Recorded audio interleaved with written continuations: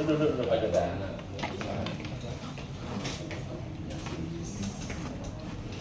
Nah, saya kira apa yang tadi disampaikan kepada teman-teman itu kurang lebih sama dengan yang sudah disampaikan sebelumnya Pak Anggi. Itu sudah kami catat, ya, menjadi bahan kami untuk kami bahas kembali. Seperti itu ya. Ya, teman-teman semua, kita telah mendengar respon yang baik dari Pak Kepala Badan. Hanya perlu saya sampaikan satu dua hal lagi sebagai catatan. Dan kebetulan ada Bapak Kepala Biro Hukum, bahwa saya sepakat dengan Bapak Kaban bahwa konstruksi berpikir tentang merespon sebuah regulasi dan aturan hukum itu pasti setiap orang dan lembaga berbeda-beda. Tetapi yang paling pasti itu hukum itu menuju sebuah kepastian. Dan kepastian itu hanya akan bisa tercipta jika semua orang berada pada jalur hukum yang telah mengaturnya. Mari kita dudukan konstruksi Undang-Undang Pemilu Undang-Undang Nomor 7 Tahun 2017 yang mengatur tentang penyelenggaraan pemilu dalam hubungan dengan calon legislatif.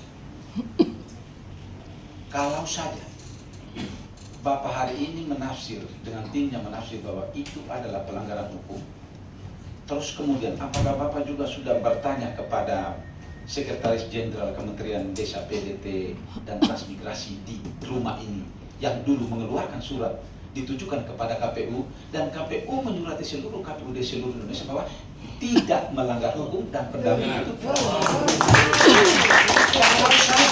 kalau ada Pak Sekjen waktu itu, saya tahu Pak, surat tertanggal 23 Mei tahun 2023 yang dikeluarkan oleh Perhimpunan Tenaga Pendamping Desa seluruh Indonesia ditujukan kepada KPU sebagai ruang konsultasi untuk bertanya tentang bagaimana posisi pendamping desa jika dia mencalonkan diri dalam konstruksi hubungannya dengan mendapatkan pembiayaan dari APBN.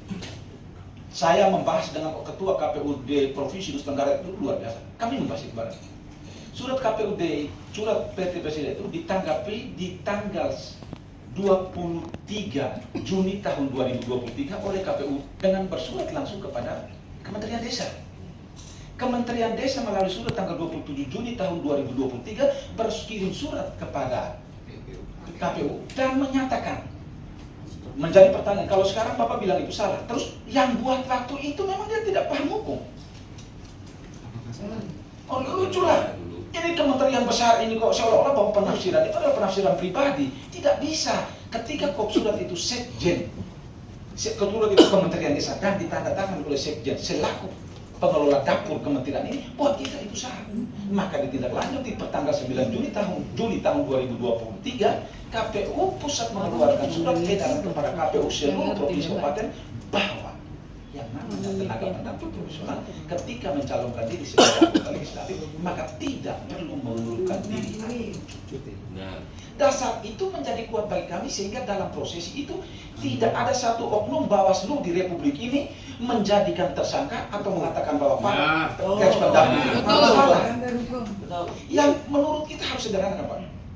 Dalam konstruksi politik, dalam konstruksi undang-undang pemilu, yang punya kewenangan penuh untuk mengatakan seorang bersalah dan melanggar undang-undang itu adalah mulai dari Bawaslu, kemudian pada titik terakhir itu ada apa? Sengketa pemilu. Lo kami tidak pernah sama sekali mendapat peringatan saja tidak Pak. Nah, tapi ini gambaran saja sehingga Bapak Kepala Biro yang tadi ingin tahu tentang kronologinya, Bapak dari Kejaksaan pasti lebih tahu tentang barang-barang ini. Kami ini juga, saya bukan ahli hukum, tapi logika hukum itu saya paham. Karena apa? Kami setiap hidup kami ikut memfasilitasi desa dalam mendesain sebuah regulasi kalaupun tingkat lokal. Kalau itu kami tarik kepada posisi kabupaten provinsi, pekerjaannya sama dengan ahli hukum yang ada di tingkat pusat.